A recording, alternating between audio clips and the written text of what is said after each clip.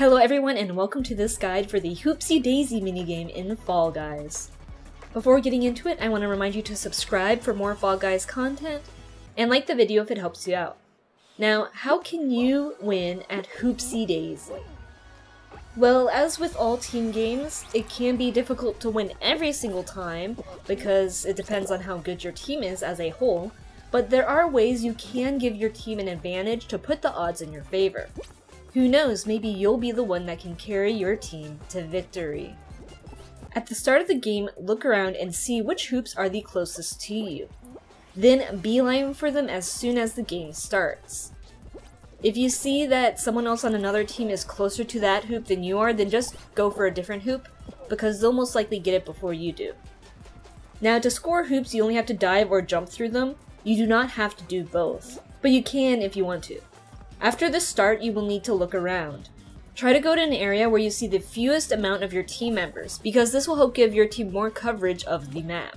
Try to stay in an area where you can run to hoops easily. Do not just stand in one specific area, for example, the conveyor belt in the middle or the ramps on the sides. The reason you should not stay in one area is because you do not know where the hoops will spawn. So if you limit yourself to such a unique area, then you can get unlucky and have no hoops spawn near you for ages, meaning you're basically being useless to your team. If you stay in a middle ground area where you have access to multiple hoop spawns, then you will have a more coverage overall of which hoops you can go for. During the game, make sure to watch your team as well. If you see someone on your team going for a hoop, then you should switch directions and go for a different hoop. This is much better for your team because having everyone go for separate hoops means you have a higher chance at earning more points. I can't tell you how many times I've seen multiple people on my team all going for the same hoop when they could have split up instead and gotten us more points. By going for a different hoop than your other team members, it gives your team more hoop coverage and a much better chance at winning.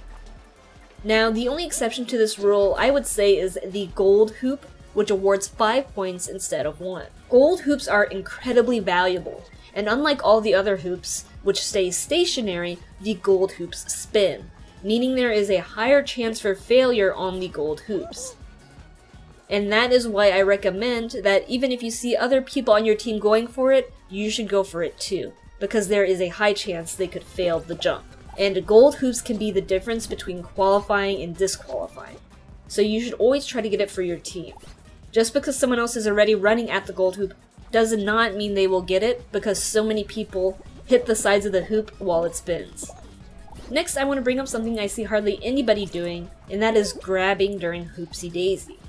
You see, grabbing is an important tool in this team game. If you see someone on your team going for a hoop and an enemy team going for it as well, then grab the enemy player if you can.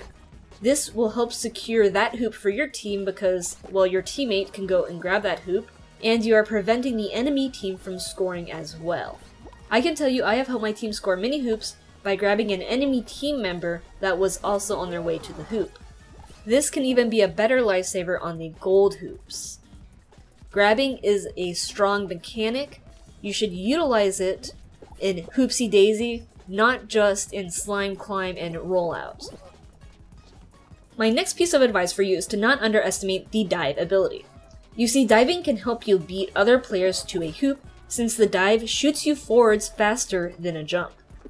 Another useful thing about diving is that it can help you recover from long falls. So if you jump off the top of a ramp and then dive before you hit the ground, your character will get up immediately instead of stumbling. Now, while you can't predict where hoops are going to spawn immediately, whenever a player scores a hoop and that hoop despawns, another hoop will spawn to take that one's place. And whenever a new hoop respawns, you will see the shadow falling down from the sky.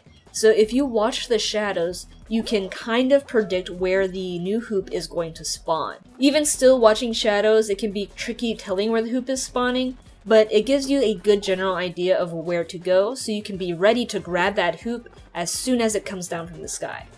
Now I have some map-specific advice for you, and these are going to be the mistakes I see the most in my Hoopsie Daisy games. So on the rotating platforms, You should always run with the platform, not opposite, because these platforms rotate too quickly for you to ever gain any ground by running in the opposite direction. If a hoop spawns next to the rotating platforms, you are more likely to score if you are running with the platform rather than against it. The next area I want to cover are the double ramps on the far left and far right sides of the arena. I only mention this area because there is one hoop that causes a lot of turmoil, and the hoop I'm talking about spawns high enough above the ground that nobody can jump into it from the ground, but it is under the tops of the ramps that meet each other. So many times I see players trying to score this hoop from the ground by trying to jump into it or jump dive into it, but this is impossible. The only way to score this hoop is by going to the top of the ramps, and then you have to walk off the ramp, don't jump off of it. While you are falling from walking off the ramp, you have to dive into the hoop, and that is the only way to score this hoop. This is not the only problematic area here though. There is another hoop spawn on each ramp that spawns near the top of the ramp facing outwards. The reason these hoops are difficult is because your camera gets zoomed in all the way in on your character if you have the camera facing behind you, making it hard to aim when you cannot even see where the hoop is. In order to get these hoops easier, you should turn your camera the other way around so you're facing the front of your character. Sure, the controls will feel weird moving while looking at the front of your character, but you will be able to see the hoop clearly and aim. I suggest always diving through these hoops instead of jumping, because you can just position yourself and straight up dive off the ramp, but with jumping on the other hand, you have to press a directional key and jump at the same time. So if you dive, there is no extra inputs needed. Other than that, just pay attention to the hoop spawns. The hoops do have set spawn points, so you can learn how to be at the right place at the right time. As for the gold hoops, they also have set spawn points as well, meaning you can try to predict the spawning of the gold hoops. This is probably why you see so many players just standing around by the conveyor belt ramps, or the rotating platform, or the double ramps on the right and left side. A lot of players hang out in these areas because gold hoops spawn in these areas. By learning the hoop spawns, you'll be able to score a bunch of points for your team because you will be spot on with knowing where the hoops are. To help you out with the hoop spawns, I'm going to break the map up for you. Be aware that the hoop spawns basically are mirrored on each side, so you only need to know the hoop spawns on one side of the map, and then you know the hoop spawns for the entire map. So I'm going to start with those double ramps that face each other. There's a total of 6 hoop spawns there. There is one in the middle of those 2 ramps where they kind of meet each other. Then there's the one that I mentioned previously that spawns slightly below where the ramps meet each other, but above the ground so no one can jump into it. Then there is the hoop spawn at the start of each ramp, so that's 2.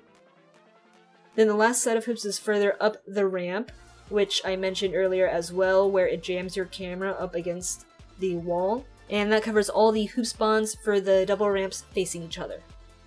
The next area I want to cover is the conveyor belt ramp that's in the middle of the arena here. There are a total of 5 hoops that spawn here. The first hoop spawns right on the conveyor belt in the middle of the ramp, so you will get it by just walking up the ramp and then jumping as you get to it.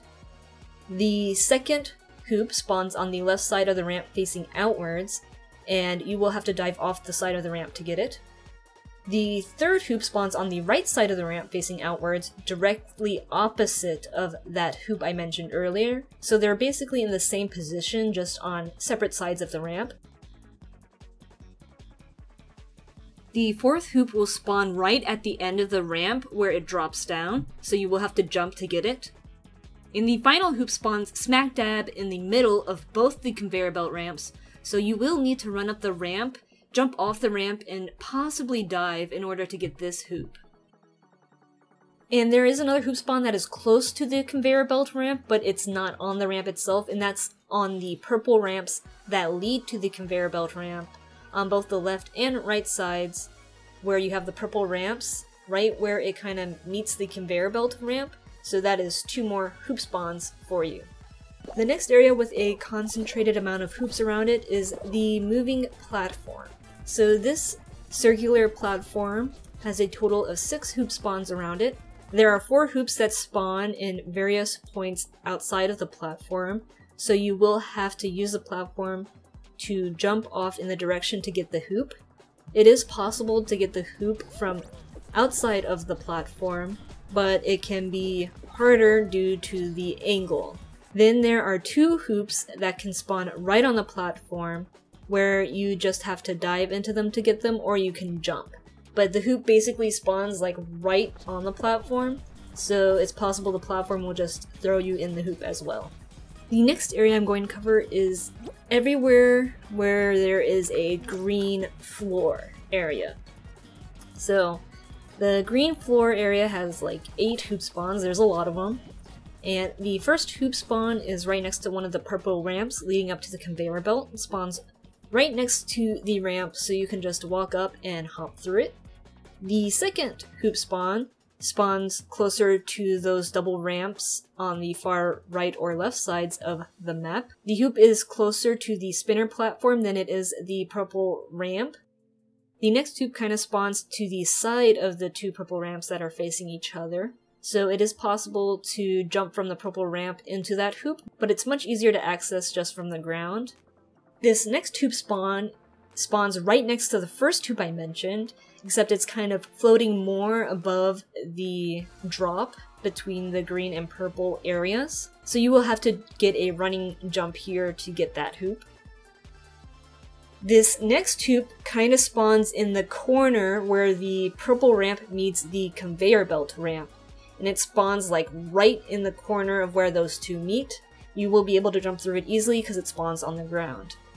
And the final hoop spawn is right between the purple ramp leading away from the conveyor belt ramp and the purple ramp leading to this side of the map.